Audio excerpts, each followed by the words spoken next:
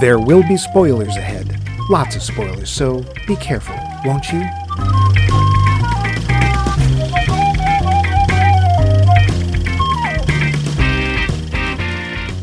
Welcome back, most splendid of listeners, to another in our Walk the Dark Street series. And this week's choice here at Max Mike Movies is Tokyo Drift. And I got to admit, it's kind of a puzzler for me. First off, I don't see how this is a noir film. I don't see how all the street racing really fits the noir genre. And, sure, a lot of it takes place at night. Yeah, but it's so loud and explosive, and there's so much driving. And I have to say, I'm not sure why they didn't include Vin Diesel in this chapter. And one of the characters in this straight up dies, and then, get this, reappears in a later movie. I mean, that's not noir. Honestly, I don't see how a franchise movie in general really fits into this. This noir. Yeah? Tokyo Drifter. But? Tokyo Drifter. It's a Japanese film. There are no cars in it. There's no racing. Nobody dies and comes back. What did I watch? I don't. Yes, I do know. So you need to go in a corner right now and watch the correct film so we can do the show. Okay, hang on just a sec. There, I've watched the whole movie. Totally believe seriously. This movie is from 1966, sort of on the border between classic and new noir, and it is Seijun Suzuki's Tokyo Drift, which has graced a number of must-see noir lists. Drifter. What did I say? Tokyo Drift again. Well, I was speaking Japanese, you ignorant white boy. And what are you? Have some rice. No one can see me, so I might be Japanese. They don't know. Yeah, Levine, there's a big Japanese name. We changed it when we came over to Ellis Island. What was it before, pray tell? I am your host, Max Alpaca Tetsu Levine. And over there is your host, Mike Platypus Tetsu Loose. Kon'nichiwa, Mike. Konnichiwa, Max-san. Genki desu ka? Gesundheit. Before we get to this movie, we asked you a cool question last week about other movies. Poll question. Is there still room for noir, film noir, in today's cinema? Or has it all been said before? Is it still relevant? And you had thoughts. Nick Hoffman said, that means he's thinking. I guess I'd say that its time is largely past, and that there will always be some resurgence of styles from time to time, or that elements will be picked up and worked into new things. Seems a little uncertain, but sure. Tyler Stewart says, I think there are two basic elements that comprise classic film noir, the emotional and the visual. The visual, black and white, contrasting shadows, etc., is hardly ever seen. Sin City and The Spirit, why'd you have to bring that one up, are the only films that readily come to mind. Well, the emotional is still with us in a variety of flavors. L.A. Confidential, Taken, maybe John Wick, etc. John Wick? Noir? To be fair, I've never seen one, so I don't know. Interesting. Actually, there might be a case to be made for that, but that's interesting stuff, Tyler.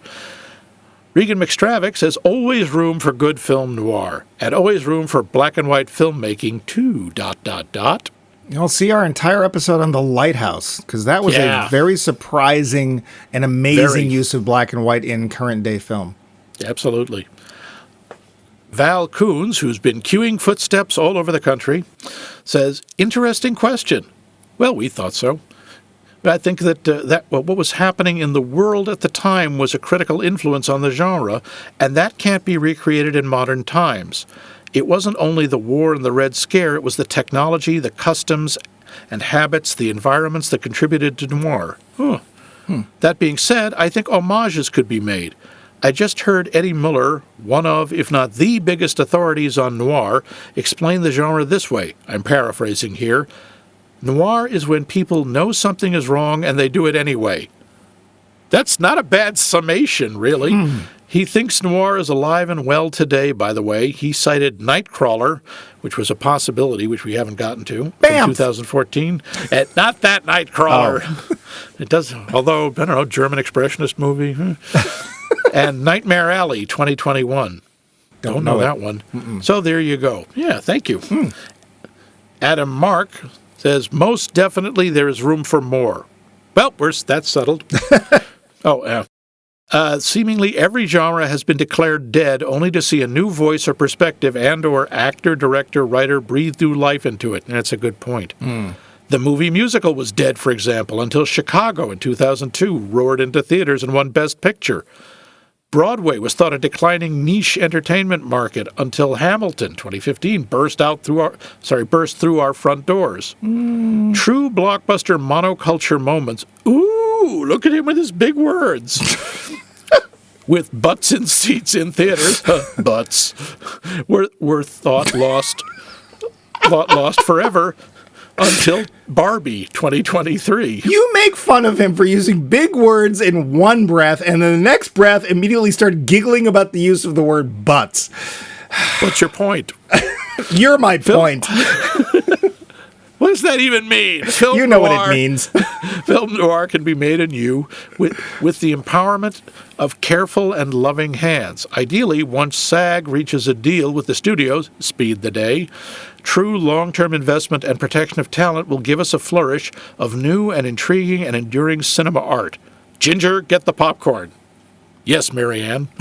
Who's Ginger? I don't know who he's talking. I don't know. Yeah. But thank you, Adam. Wow. That is that's a fascinating treatise on a good chunk of all modern cinema. I think he likes movies. How does he do that fast? I don't know. And, of course, Dave. As to whether anything new can be said by an anthropomorphized noir that has hypothetically already said so very much, my answer is a resounding yes. Oh. New things can always be said. It's one of the reasons I never shut up. Nice one, Dave. The role of fiction is to teach us about truths using stories that put the truths in context and make it easier to remember and understand them. As time passes, new truths become apparent and or old lessons need to be relearned in the context of new circumstances. As such, over any long enough period of time, issues will arise where the stylistic aspects of noir can be used to get a timely and relevant message through to an audience. Also, films are marketed when they are released. As a result, a substantial subset of the population only really knows the new and latest films and has grown up without seeing much, if any, classic noir. As such, there'll be periods when noir, whatever you choose to mean by the term, will seem fresh to a large enough subset of the population to be eminently marketable.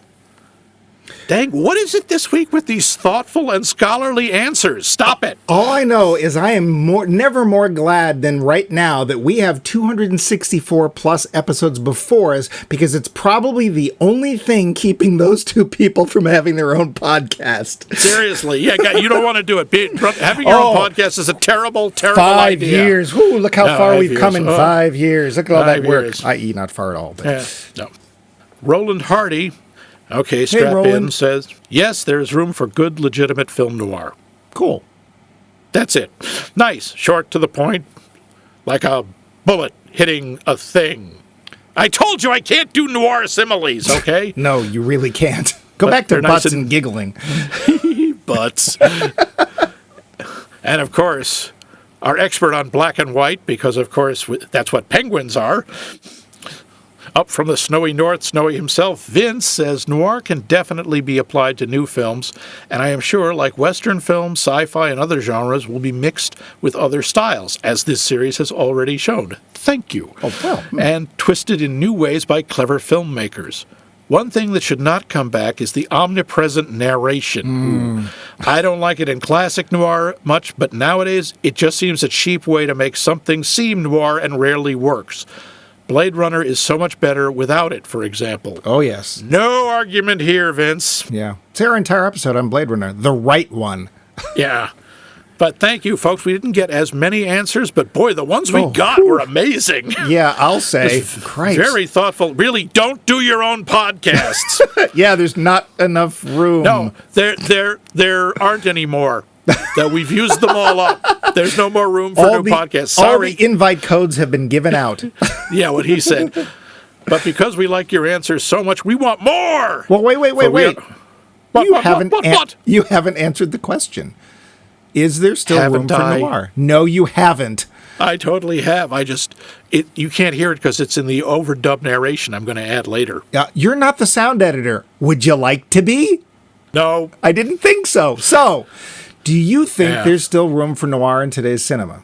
I do, absolutely. The whole post-ironic, postmodern stuff, that does not preclude noir. It doesn't preclude the elegance of the visual style, and it sure as hell doesn't preclude the whole, as Val points out, the knowing something is wrong and doing it anyway attitude. What about you? You think so?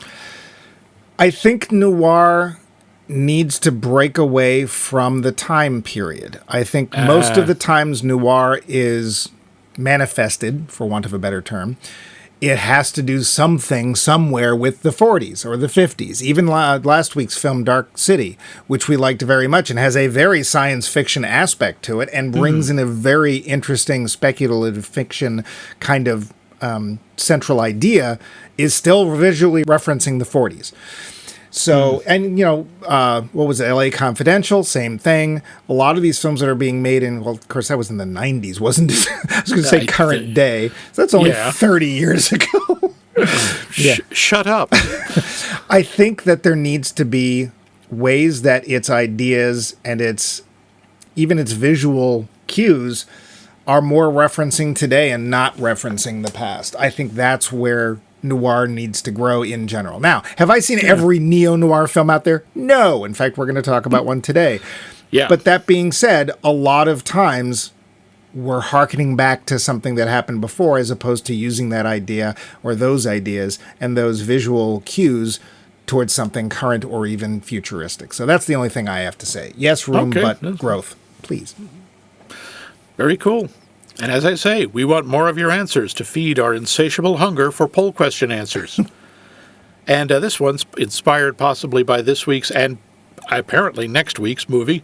What is your favorite example of one country successfully making a movie in a genre associated with a different country? An American samurai movie, an Italian cowboy movie, a Russo-Finnish Sinbad movie, You know full well that was not a Sinbad movie. He's not Sinbad. Can I get some water, please?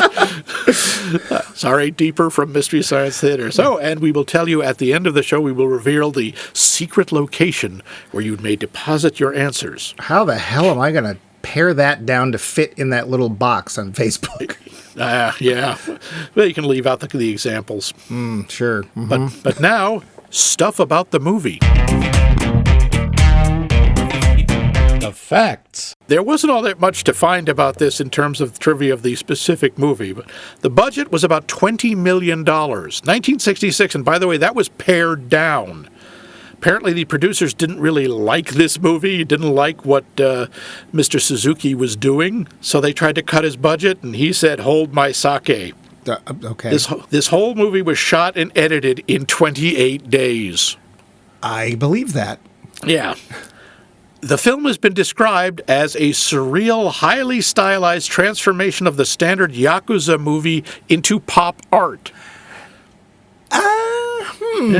Interesting. Yeah, we'll come back to that. The colorful style of the classic anime Lupin III from 1971 was inspired by this film. Both feature characters in brightly colored suits, has a weird, comically playful undertone, and has a general emphasis on entertainment over logic, over any semblance of logic. Maybe. The opening of this film, people have argued, this movie has had a lot of influence on a lot of people, and one of them is Quentin Tarantino. If you notice, Kill Bill Volume 1 pays homage to this film in that both are black and white before the opening credits, and then in color after the opening credits, for reasons. Well, at least he was doing an homage. I don't know what Suzuki was doing with that. Well, now, see, Dave actually, one of our listeners, Dave Mackman, actually pointed this out a couple of weeks ago in an answer to a different poll question. He said that film was so budgeted, they ran out of money for color film. Oh, wow. Okay, so that's why. I mean, artistic reasons. Various shots of Tokyo were used to establish the setting as the then-contemporary post-1964 Japan. Suzuki drew inspiration from a lot of different sources, including musical films from the 50s, pop art, absurdist comedy, and surrealist film. One of the things in this movie that just baffled me, because I have not, maybe you've run into this or noticed it in other movies, the seals. There's a whole thing about when they're trying to get people to, they're forcing people to sign documents, they're always saying, use your seal. This is a big deal in Japan. The hanko/inkan thing, which is a personal signature seal. If you're interested in the old days, hanko was the actual stamp, and inkan is the impression made on a document originally. Now they're kind of interchangeable. There are all kinds of these seals. There's casual ones, there's formal ones, there's business level ones. The business level ones have to be registered at City Hall or a local government office. I don't know why. I don't know why this is different than a signature, but every time apparently in Japan people start to try to get rid of the seals, people don't want to. Well, it's tradition. But I guess it was just fascinating because I'd never seen that. Well, sure you have. I mean, the Pope has that special ring that they have to bash off his finger to make sure he's dead. Yeah, I've seen seals in the past, but it's usually either for like archaic organizations like the Catholic Church or in, historical dramas. I didn't know they were still used in the 20th and 21st centuries. Well, not by us, but obviously other cultures. Fascinating. Yeah. And now we get to the part I've been kind of dreading. Oh, and now wait, is that it for trivia? Oh, yes. I think that's all I have. You got anything? Well, I did look a little bit into this because I was wondering about this, because there's a lot of Western elements in this film. And it turns out that there was a time period in Japan where they had something called the Japanese New Wave, which was coming out the same time the French New Wave was coming out. The French New Wave was basically all about the auteur, how the director was the creator of a film and then the big studios can go suck it or whatever. And that it was all about personal statements and personal visions and stuff like that. And the Japanese were doing the same thing, and some people thought the Japanese were copying the French, except it turns out that was happening at the same time. So, oh, wild. Yeah, not really. But interestingly, the Japanese New Wave started off in the studio system as opposed to bucking the studio system. So, like Rashomon, I think it's the first big Kurosawa film, was done in the studio, but he was using a lot of Western ideas and Western approaches to filmmaking to make that, and it did well enough that, he would eventually become Akira Kurosawa. Before that, he wasn't. Yes, but before that he was Bob Kurosawa. Yeah, he ran a noodle shop down. Yeah, I'm totally making that up. Yeah. So 50s through the 70s, and there was a bunch of directors. Interestingly, one place I looked said that Rashomon was kind of the beginning of the Japanese New Wave, and another place I looked didn't even mention Kurosawa as being part of it. So, because Kurosawa tended to stay in the studio, as far as I know, he's still coming out from Toho, which is one of the big series or big studios over there. But it was dealing with things that weren't traditional Japanese culture things. Some of the violence, apparently softcore is a really big thing over there for even today, for not just new wave, but for other things that are considered, Japanese cinema. But Suzuki is also in that list of people who did films, so that works out here. But they would tackle things like juvenile delinquency, radical politics, uninhibited sexuality, actually showing roles of women that were not the usual. We don't really flex that much here, but apparently that would become a thing. Apparently racism would often show up in Japanese New Wave films, but they also started in the studio system and then moved out to become more independent. But then TV showed up and ruined everything. More or less. Wow, cool. Oh, I did also want to point out, while the budget for this movie was $20 million, I couldn't find the take, how much it made, but it was apparently a commercial failure. A lot of people have argued that it was too far ahead of its time. That's interesting. Well, it's hard for us to look at that, right? Because we're looking at it from a totally different time period and point of view. Yep. But But now we get to the interesting part, the plot. Tetsuya, also called Phoenix Tetsu, is a gangster, the right-hand man of boss Kurata. Tetsuya is also involved with a beautiful nightclub singer named Chiharu, although we just sort of have to take that on faith, as we almost never see them together except when they don't quite say goodbye to each other. But Boss Kurata wants to go straight and go into business. But that's not okay with Boss Otsuka, who wants a building that Kurata owns and does many gangster things to get it. People get murdered, including a loan broker and his treacherous secretary who laughs way too hard when reading manga. For reasons, Kurata and Tetsuya decide that the best thing is for Tetsuya to leave Tokyo and become a drifter. But not just any kind of drifter, a Tokyo drifter, as we hear several people, including Tetsuya, sing about many times. By the way, that's him singing the opening theme. That's the actual actor, Tetsuya Watari. I don't feel cheated then. But that's not enough for Boss Otsuka. Apparently he wants Tetsuya out of the way, so he dispatches Viper Tetsu, the natural enemy of the Phoenix Tetsu, to kill him. Viper is not a very good hitman. Maybe because he spends so much time drinking out of his flask, so he fails a lot. Still, Tetsuya doesn't seem to want to kill him, for reasons. Tetsuya gets help from a fellow drifter called Shootin' Star, also Keiichi.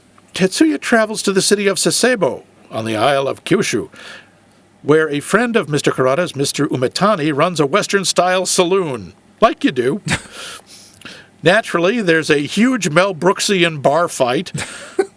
But now, Kurata wants to be friends with Otsuka, so he betrays Tetsuya and orders Umetani to kill him. Umetani tries to do so, but not very hard, and eventually just lets Tetsuya go because he's just too pretty to kill, I guess. Tetsuya returns to Tokyo for a brutal and very stylized bloody vengeance where many people are shot in the shadow of a giant donut. Mr. Kurata kills himself in remorse, and Tetsuya returns to drifting because, well, that's the title of the film. Oh, and there's a bunch of harmonica music. And snow. My head hurts. The film. First thing I have to say, it's not a donut. It looked like a donut. It's meant to represent the world. It was obviously Atlas. I'm sorry. It was obvious to most people. I thought it was a donut. To them, what's got pointy heads like Max, it's not so obvious. Donuts. So I'm going to take a wild guess that you have never seen this before. I have never seen this. I've only heard about it from a few people who made suggestions, and including Dave. And looking up on lists of great international noir movies, this is on most of them. Had you seen this? I had not. Although I kept thinking I had. No, I kept watching this going, have I seen this? And I'm honestly not 100% sure. The reason being, remember we talked a couple weeks ago how about when I got COVID, I wanted to watch a lot of heist films and then thriller films. I think I watched a different Suzuki film. Oh, okay. He's done a bunch. Yeah, and it was very good. And I think that there was elements in here that reminded me of that. But again, I wasn't in my right frame of mind, so I don't think I've seen it. I would also like to point out, if this movie were any more 60s, Austin Powers would have time traveled into it. Oh, that club? The one that's owned by Kurata? It's like, okay, why is it not shot off angle? No, because it's Otsuka's club. It's Otsuka's club. It's Kurata's club. The one where she sings. Dancing? Where she sings. The one with the yellow piano. Yeah. Okay. I'm like, there's a couple of clubs. When's the Riddler coming out? Because this is a Batman villain's lair if I've ever seen one. Or the one that Otsuka runs, the Manhole Music Tea Room. Somehow not a gay club. I don't know how it's not, but it's not. I kept waiting for someone to say, it's a swinging scene, baby. Yeah, it totally is. And they have a glass floor so they can look up women's skirts.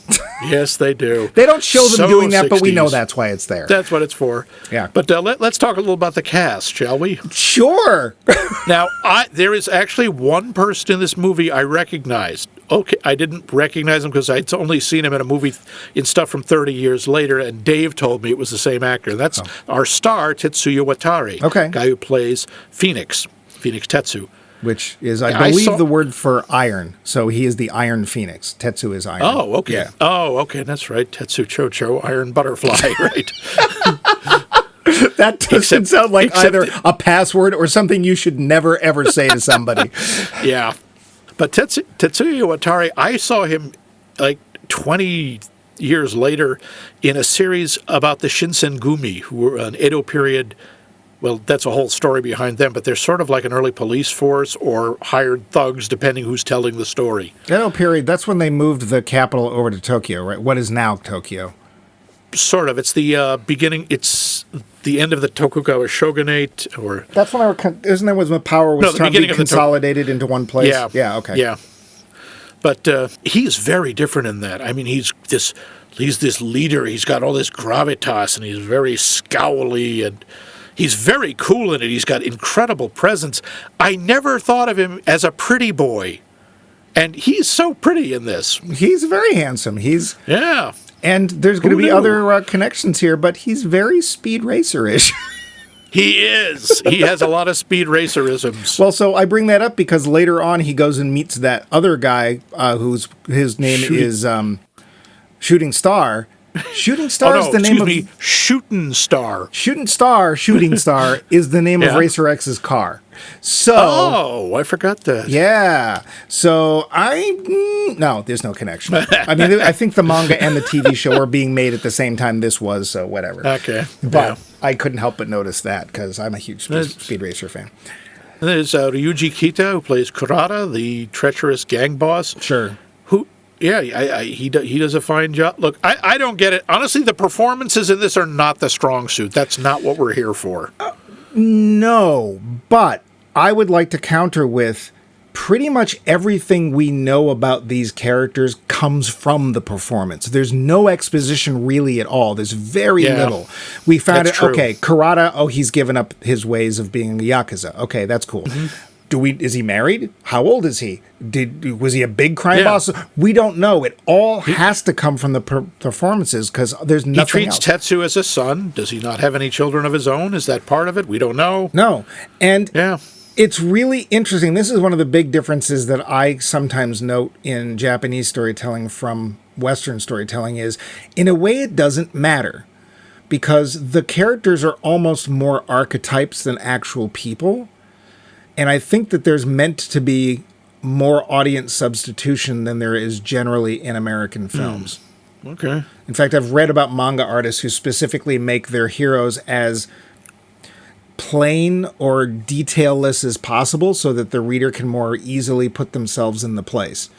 A lot of young adult writers do that in America now. They make the main character a cipher that the reader can project themselves into. And sometimes it works really well. And sometimes you sit there and wonder in seventh year why Harry can't repair his own goddamn glasses.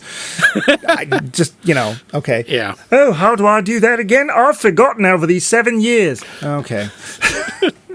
Yeah. So and I don't know. I'm not really a scholar of foreign film or Japanese film, but that's what I've seen. Like a lot of times the characters are really almost, and I wonder if this goes back to things like kabuki shows and bunraku, which is puppet theater, and that is that it is meant to be more of not an archetype or more of a type of person than it is meant to be a specific historic person. It may be. A lot of them are supposed to be sort of, what we would call stereotypes, but yeah. And it's hard for us, too, because, it's a foreign language film. So it's harder for us to gauge the performances, right? Because we don't... Yeah. We assume... We don't... Well, and something we found out literally 10 seconds before the show, we didn't watch exactly the same film. Max was watching... both Criterion Collection versions, but in mine, people keep yelling out at each other, "Pal!" And in mine, it was "Bro." So... part of the performance, of course, is gauged through the lens of the subtitles because we have to assume what they're telling us is true, but we don't really know. I don't think it clashed anywhere. Did you have a favorite? How about this? Do you have a favorite performer in this film? Do you think there was somebody that stood out to you?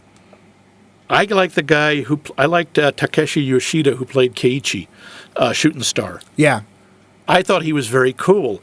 It's funny that you mentioned the Racer X connection because it's very similar. He's in some ways bigger, tougher, and honestly, a lot cooler looking, I think, than Tetsu.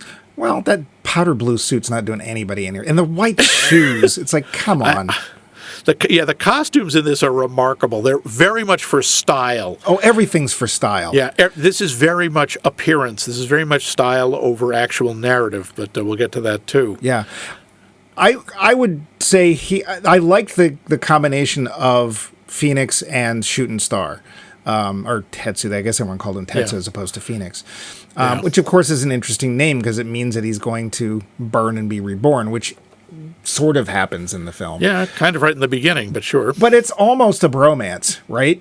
Because Tetsu can't see where he's going, and Shooting Star is like, oh, yeah, oh, kid, yeah, I know where you're going to be in 5 years because that's where I am now. I've seen it all, and I know what's going on. It's like, you shouldn't trust Yakuza bosses. A more, I don't know, honest and bright thing I've never heard in a Yakuza film. You shouldn't trust Yakuza bosses. Yeah. Like, you'd think that'd be kind of obvious, but no, apparently Tetsu has to learn that the hard way. I think that Chiharu she did fine. I don't know if it's really her singing or not, but I think it is. That's Chieko Matsubara, and I believe that is her actual voice. She does fine, but she doesn't have much to do. No. Neither does the giggly secretary, whose name I'm not sure of. Well, she dies. Yeah, she just gets killed. That's pretty much it. Honestly, again, the guy who plays Boss Otsuka, I'm pronouncing that name wrong again. Otsuka, excuse me. Yeah. Who is I'm going to get this one wrong. Amy Isumi. He's fine. He's a good evil, blah ha ha. Yeah. No, I must not take off my sunglasses. And look concerned. And now I will not be seen with my sunglasses for a while, and now they're back. Yeah. Yeah, it's hard for us to judge. I think everyone does fine. I think that there are other things in this film that might distract, but that's not their fault. Again, they're speaking Japanese. We don't. We'll take their word for it. So the movie itself. Yeah. The editing in this is very confusing to me. In what way? We jump from scene to scene where there is a sequence at one point where his girlfriend Chiharu is in the back of a car, obviously being kidnapped by a couple of bad guys' men, of Otsuka's men. And suddenly it turns out the driver is Tetsu. Yeah. And he starts flailing the car all over the place, and they're like, and then suddenly they're back at Chiharu's apartment. We don't see him rescue her. We don't see what happens. We can fill that in, and I know that often happens in at least manga, where they don't show, they allow the audience to fill in the detail. Right. But it's kind of jarring because it jump cuts from this car screeching around in a riverbed or some such, and suddenly they're in a taxi, and it's like, okay, have a good night. You want to come in for tea? No, good night. It's like scene missing here. I actually didn't have a problem with that. And I've seen it in American film, too, where there will be a very big cut. It's like, why are we looking at a river? I swore we were just in a gunfight. What's the river for? And I think that there's a lot more symbolism going on in, and as you said, the willingness to let the audience fill in the rest. And also, if Dave is correct, there are budgetary reasons that scene's not there. I didn't have a problem with that. I understand why it can be jarring, though. For some reason, it didn't strike me. Okay, because it happens a bunch. Suddenly, we will leap. There's some scene where Tetsu is yelling, "Stop your practical jokes!" at someone. I'm not sure what the joke was, and then that scene stops right there, and we're in an entirely different scene. Well, that's because they stopped their practical jokes. I guess they did. I was very interested in that black and white opening, and it was initially I thought, hey, this is a really interesting stylistic choice, and then of course I remembered, oh no, they ran out of money for color film. But the thing about it is, it's exceedingly high contrast. There's almost no gray tone in it. It's very. Yeah. To the point of almost being overexposed. And it looked kind of washed out to me. It was actually hard to see some of it. And I was wondering if you couldn't take this as symbolism for black and white. In our side of things, black being the dark side of society, the Yakuza, and the white being the rest of the world, the light, that part. Of course, white, I think, is actually the traditional color for death in Japan. Death, yeah. So I have reading that backwards, but I thought it was a very interesting thing. The only thing that threw me is I initially thought it was a flashback, because that's what we often do. Okay, and so then we realized, no. Of course, he gets really roughed up apparently, in that opening bit, because the next time we see him, he's literally doing the little Kirk wipe of the blood on his chin. He has one little scratch on his cheek, and we see him taking bandages off his face that don't seem to have been covering any actual injuries, because he's still real pretty. Finnegan! Yeah. So I don't, for some reason, it should bother me, because there's this black and white sequence for no reason, but it kind of doesn't. I think I'm going to say it was one of those happy accidents where it's like, oh, we don't have color film. Oh, use this black and white. Oh, it looks great. And it's fine. I didn't have a problem. There are some sequences that are very strange in this. At one point, Viper Tetsu is chasing Phoenix Tetsu, I assume to kill him, although it's hard to tell because Viper does not try very hard to kill him. Well, there are many points where he has a clear shot at his back and doesn't take it. I think that's the key. It's a shot at his back. So doesn't seem to have that much of a moral compass, though. I want to come back to this if we can. The only reason is that for me, this is going to be part of the question as to whether this is noir or not. Because I think that's going to be an interesting discussion when we get to it. But we have other things I'd like to get in here if we can. Is that okay? Or if you'd rather do it now, ahead. it's fine. Go ahead. That opening song sounded familiar. I didn't realize how familiar it was going to sound by the end of the film. This is a lot like The Long Goodbye, where all the music is that one song. Yeah. We hear this song, Tokyo Drifter, or the Drifter from Tokyo, a lot. Yes, we do. Max, let me ask you this. Do you think that that's an element that worked in this film? I guess. I mean, it gives it a sort of a consistent thread. Mostly, I just kind of got sick of the song. I will agree.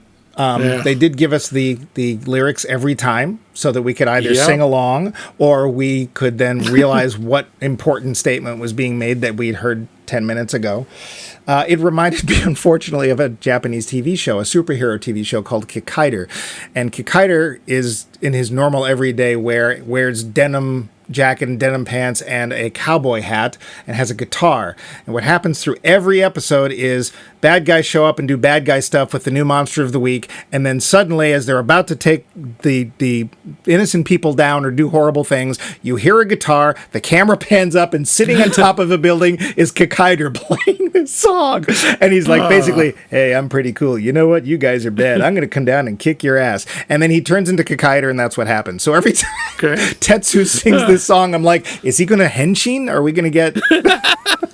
Well, he has his little sort of grace notes. He sings the song or he whistles. Right. And I think he's whistling the song, too. Right. And he whistles at the strangest times. It's not like, I'm whistling before I kick your ass, or I'm whistling just to let you know I'm here. Yeah. He just starts doing it. Yeah. Just to remind us what movie we're watching, I guess. There was a sequence I still don't get. Okay. Like I said, Viper Tetsu is chasing him into a junkyard. Right. Oh, the Goldfinger scene. We get an extended sequence watching a car go into a car crusher and get melted and crushed and then dropped out. Well, it's symbolic. And then they go back to them. It's symbolic. Of? Your life, too, can fall into a car crusher of determination and... the only thing I could see is this like showing that like Tetsu is getting, he's getting crushed down to his core elements. He's being, or did they just have this film sequence lying around and they said, well, we need a few more minutes? I don't know what that's doing there, because I thought, this is leading up to he's going to push Viper into a car crusher. That's how he's going to get. Nope. He just punches him a few times and leaves. Well, and it does remind me of that very same scene in Goldfinger 2 years earlier where they put a car in a crusher and we spend a few minutes watching it be crushed, except in this case... Well, yeah, but that actually has something to do with the plot. Yeah. I'm sure it's symbolic. And it's just because you're ignorant of all of the Japanese symbolism that you don't understand it. I guess that's it. There's a lot of Western symbolism in here, too. You cannot tell me the Ace of Spades means anything in traditional Japanese culture. Oh, please. Did you notice that all the bad guys drive big, fat American cars? Yeah, yep. And, they get back to the end, and it's like, here we have an American-themed nightclub called not Western Saloon, but Saloon Western, because, It's like Cafe Americain, I guess. But I hate to say it, but just going into that club, this film has more black people in it than some of the other noir films we've seen. That is true. There are actual black people in this movie. Yeah, they're all... And surprisingly white people, too, considering almost everyone's Japanese. But in this club, there's clearly all the Westerners in Kyushu are here. Yeah, well, there's probably a Navy base there. That's my guess. And all I could think when the fight starts is, they hit Buddy! Get him, girls! Well, and there is kind of that scene. Saddles. There's that scene where the women dancers, performers, or whatever, are all sitting in the bar, and they hit... Are they hitting them with baguettes? What are they hitting them with? I think they're bottles. They're clonking these guys, and they're all chanting something. Yeah, and they're all calling them chicken and stuff. And, in English, they're yelling, "You are chicken! You are chicken!" Yeah. And then hitting them on the head. Sure. Whatever. I can see the whole getting from the screwball comedy stuff. Well, that whole sequence is right out of a 50s musical of some sort from America.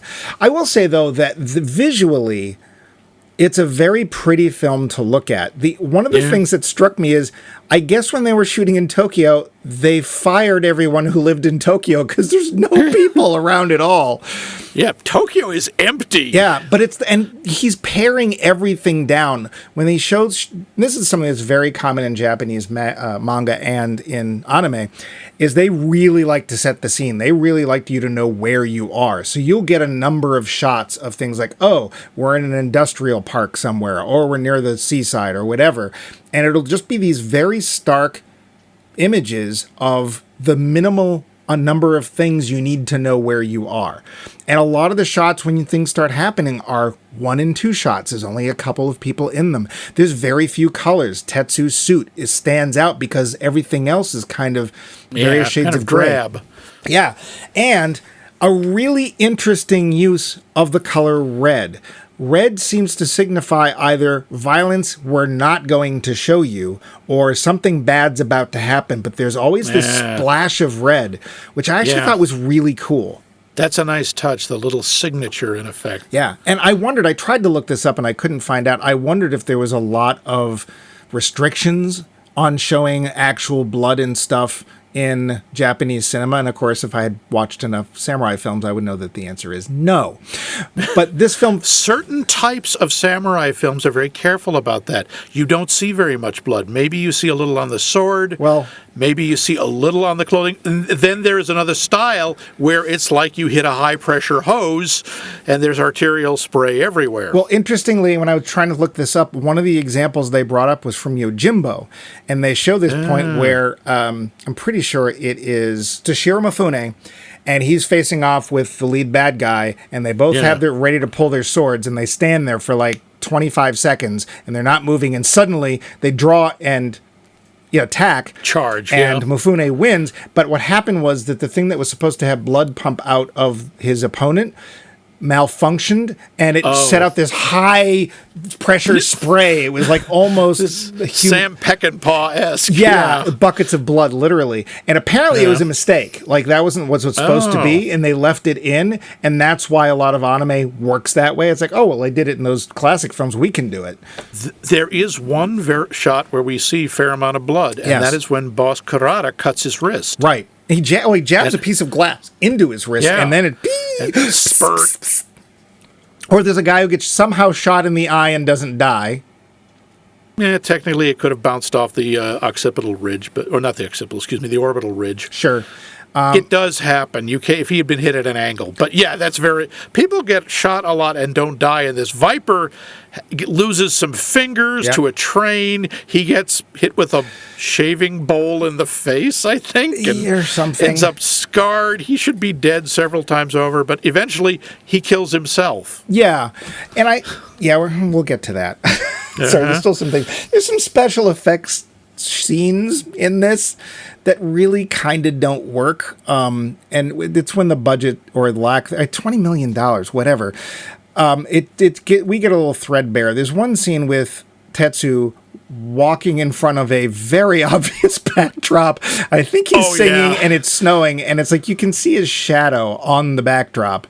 Or it's the same when they're standing on the train tracks. He's facing Viper, and you can see that he's in front of a green screen. You can see the matte lines around him. Well, there's also, we see a long shot of the train coming up the tracks, and it's obvious that the actors at some point were on the tracks. But just as the train is getting close to Tetsu, he literally disappears, almost, perhaps, like somebody cut the film. So there's definitely some stuff in here that just really, for me, took me out of the film, and they seem to be budgetary reasons, but 20 million seems a lot for 66. I mean, Star Wars was made for 8, so I don't know, maybe it was all travel sure budget. 20 million yen? No, I think that's it. I checked in a couple of places, 20 million US. Yeah, huh. There's also things symbols that they pop up that I'm sure that I know it's a symbol and I don't get it. So there's this tree, there's this old tree, and it is smack dab in the middle of the frame. And we see it a couple of times during the daytime and a couple of times at night. And they just, like, that's the only thing. It's sky and that tree. Yeah, and I figured it was the type of tree had to mean something. Well, I have no idea what it was. I wondered if it wasn't reminiscent of a character, right? A Japanese character. Oh. Like, maybe it looks sort of like a character for the wind or the passage of time. I don't know. But there's definitely things that we're sitting there going, yeah, I don't get it. And I know he's doing it on purpose because he literally used the same shot twice. It wasn't even like the same tree. It was literally the same shot. But the economy of his shots, the meaning that there's the lack of extra elements that would just otherwise confuse the viewer, I actually thought was it was a nice breath of fresh air. Right? Because it felt very composed and it felt very simplified. And I really appreciated that. Because again, we're not dealing with real people. We're dealing more with archetypes. What do you think? Yeah, that's fair. I think that's fair. The narrative choices to me, though, are very strange.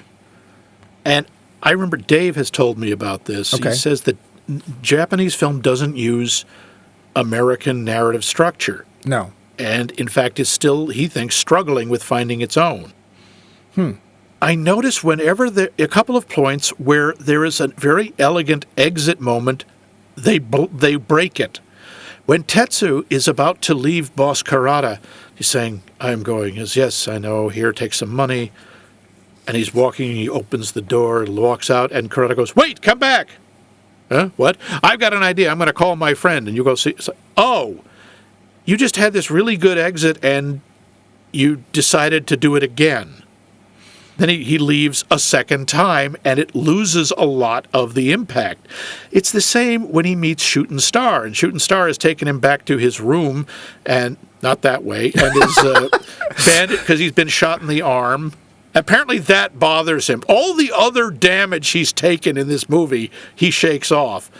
But the bullet in the arm he can't handle, so he bandages him up, says, I'm going to leave now. Yes. And look, thank you. Yeah. And he walks out. And then he comes back in with a blanket and goes, I saw your eyes. Okay. I don't know what happened there. With two men in a blanket, I'll tell you what happened. I saw your eyes. No. Honestly, I thought they had more chemistry than Tetsu did with his girlfriend. But and Tetsu doesn't want chemistry with his girlfriend.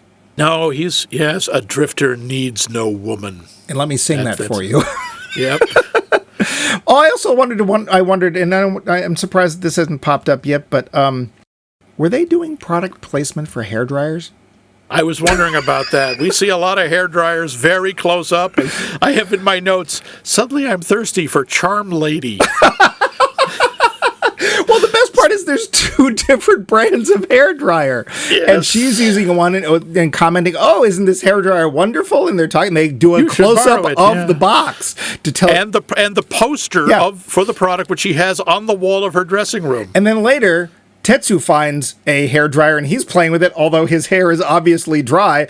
And isn't it Shootin' Star who comes and is like, hey, what's that you're using? Why, it's not Charm Lady, it's Super Bro or whatever. Oh, maybe that's where they were desperately getting money. They needed to do product placement. It was just weird. That's one of I don't know if that was meant to be like a moment of humor. You were talking about how they would use weird moments of because it was funny, but it didn't feel like it was supposed to be. No, it felt out of place. Yeah. I don't know what was happening there, again, unless he was making a comment on product placement.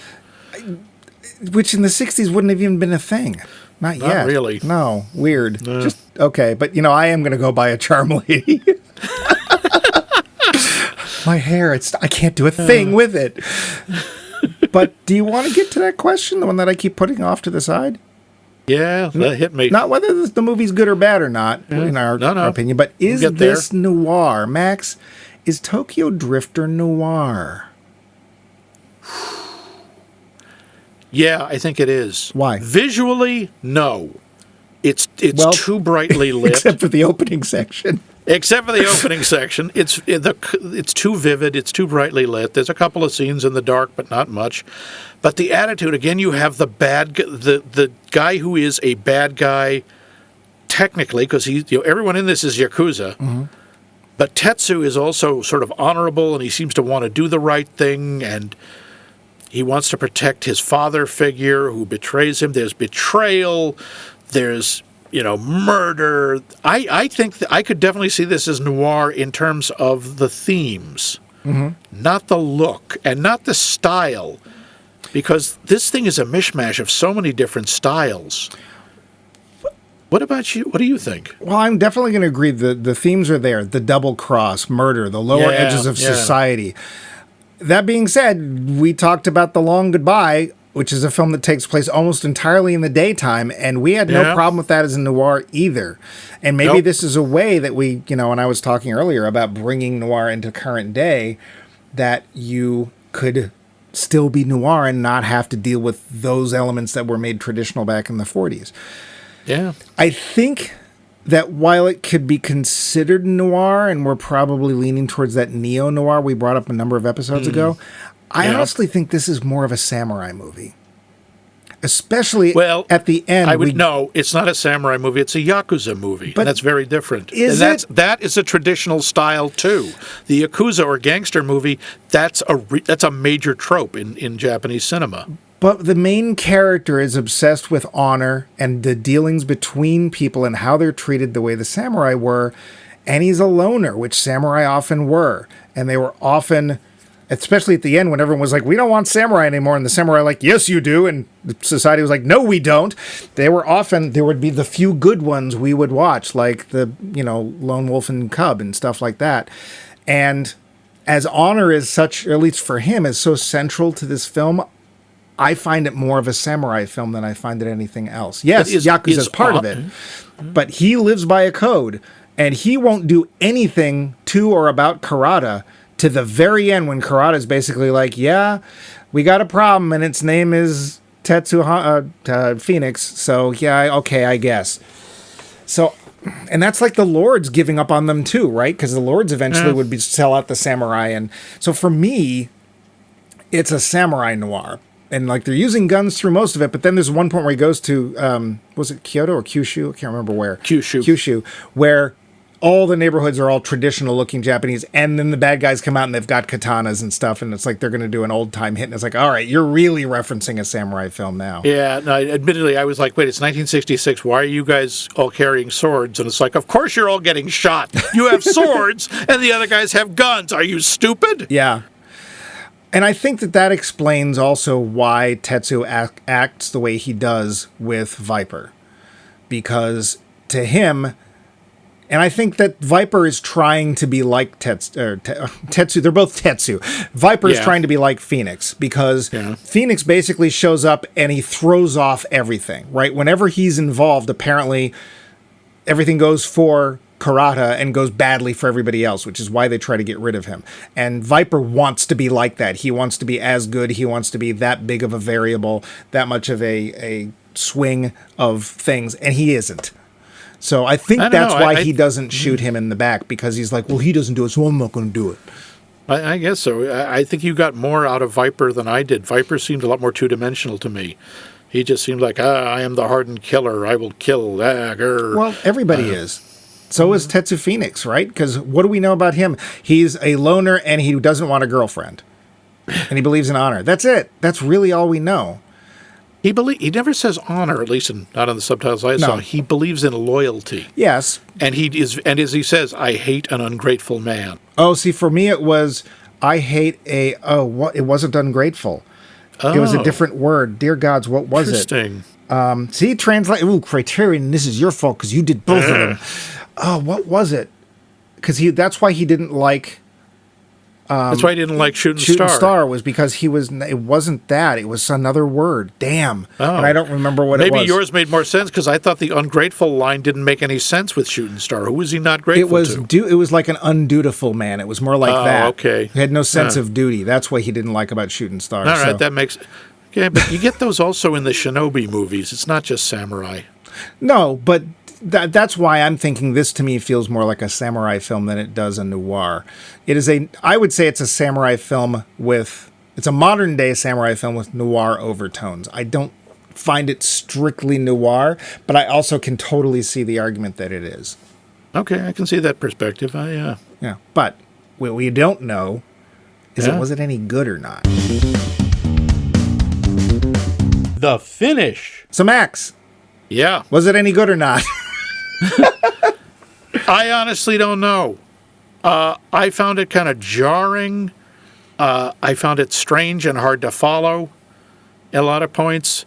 But it's also fascinating when you look at it as being from 1966. This thing was years ahead of its time. Mm-hmm. With the whole style, the stylistic stuff, the way it looked was amazing. The fight, the black and white fight. I don't mean like the sequence in the beginning. I mean when the whole set is all in black and white. Oh, and the color changes at the end? Yes. That was really cool. That was so wild to watch. And yet some of it is so absurd when he's shooting at all these guys and he throws his gun in the air, does a Captain Kirk roll, catches the gun, and shoots the guy. Like, what was the point of that? Oh, he tells us that. Oh, it distracted him, huh? No, he tells us that early on in one of the shootouts. He says, I'm no good further than 15 feet away. 10 meters. 15 meters. Oh, it was 15 in mine. Oh, in mine it was 10 meters, which made more sense, actually. That's why he does what he does. He has to get closer. Oh. Yeah. But throwing the gun in the air, come on. Look, I'm unarmed. Leap, crab, shoot, die. Ah! Punch, cry. I think this was fascinating. I don't know if I enjoyed it that much. Mm-hmm. Again, I liked Tetsu. I thought he was the performance was really good. I love the look, the powder blue Lone Ranger suit. I mean, it doesn't look like a Lone Ranger suit, except it's exactly the same color as the Clayton Moore suit when the Lone Ranger went to color. There's a deeper. Yeah. Again, I like the way it looks. I like a lot of it. I like the style, but it's hard to watch. It's hard to keep with it for me. Again, part of it, I think, is there are tropes and references that I don't get because I don't know Japanese cinema that well. Real quick question.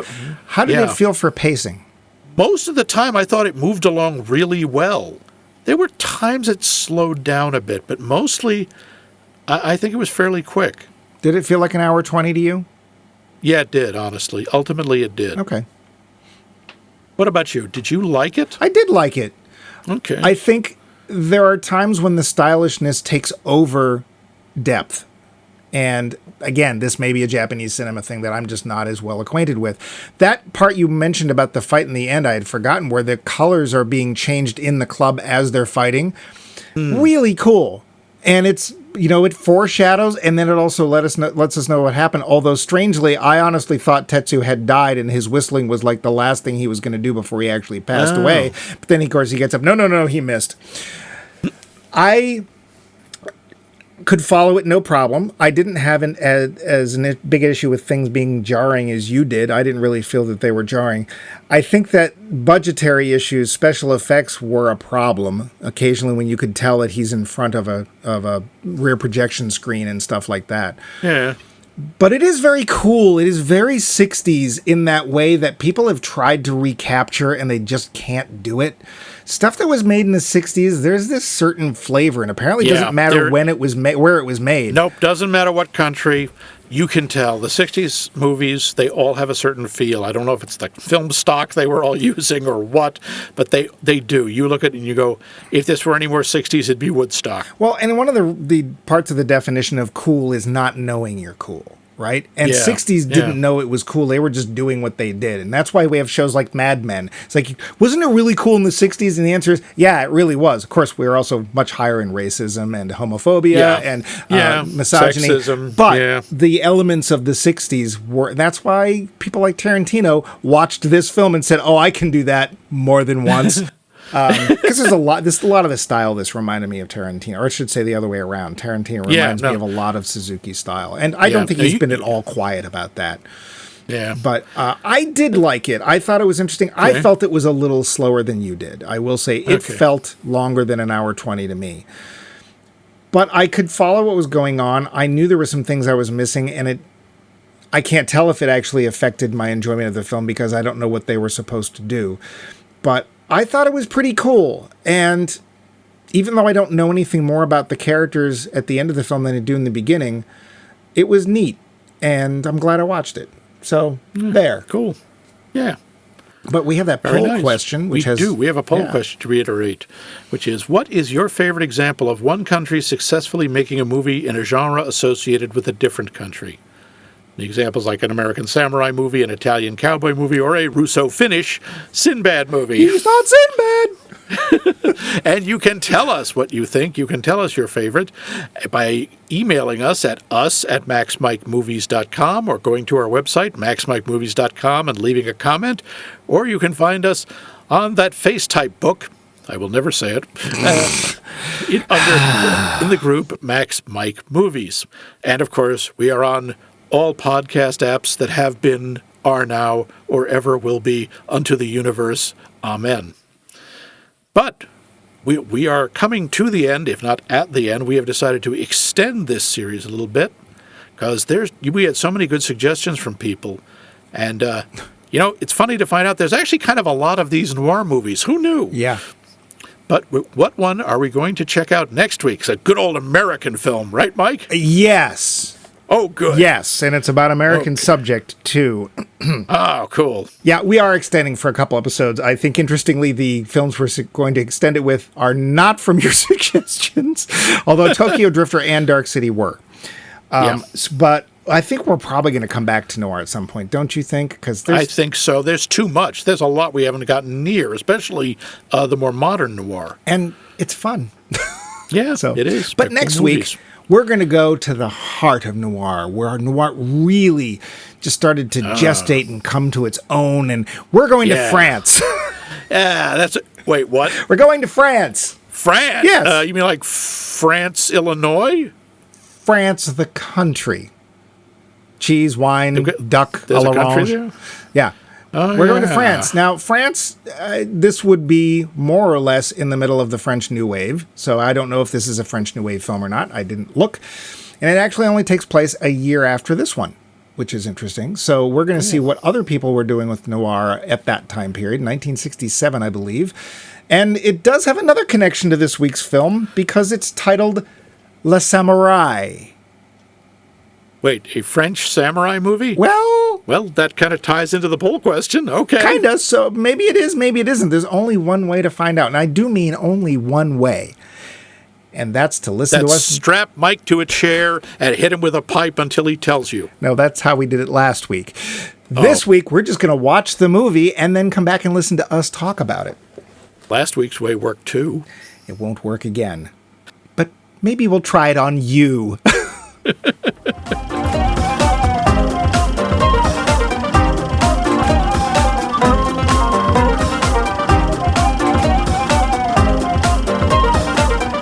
This has been a co-production of The Voice of Max and The Movie Wrench.